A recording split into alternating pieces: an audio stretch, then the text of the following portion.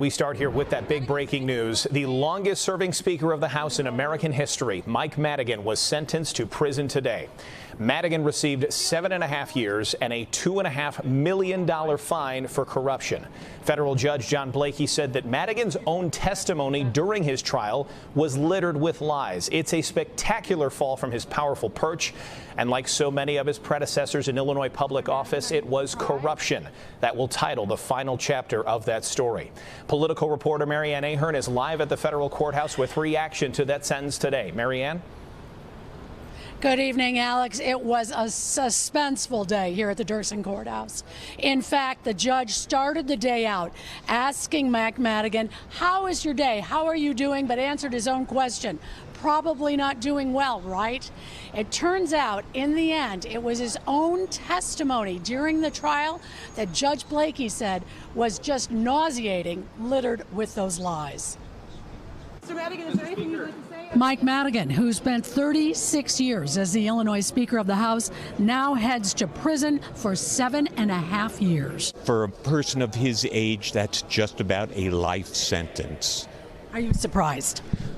I am not surprised. The crime was serious. It is abuse of power by perhaps the most powerful man in the state of Illinois. One of the key schemes Madigan's convicted of centers around ComEd paying Madigan allies more than $3.1 million so that Madigan would look favorably at ComEd's legislation. The judge determined the amount ComEd shareholders would have benefited was $400 million. Justice was served, but certainly we still have to, repair the public trust. And as we go forward, the current speaker has to change the playbook. 7.5-year sentence and a $2.5 million fine for an 83-year-old individual is a strong message to all public officials in Illinois that the era of corruption in Illinois must end. Madigan's power was legendary, not only in terms of laws passed, but he was also the chairman of the Illinois Democratic State Party. Lawmakers turned to him for support in their political campaigns.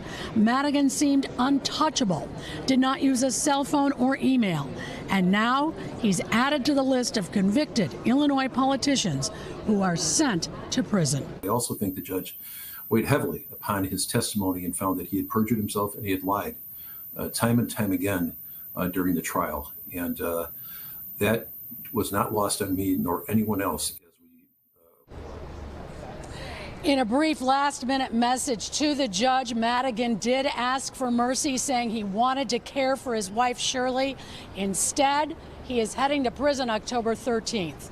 We are expecting an appeal from Madigan. From the courthouse, Marianne Ahern, NBC 5 News. A big day down at the federal courthouse. Marianne, thank you.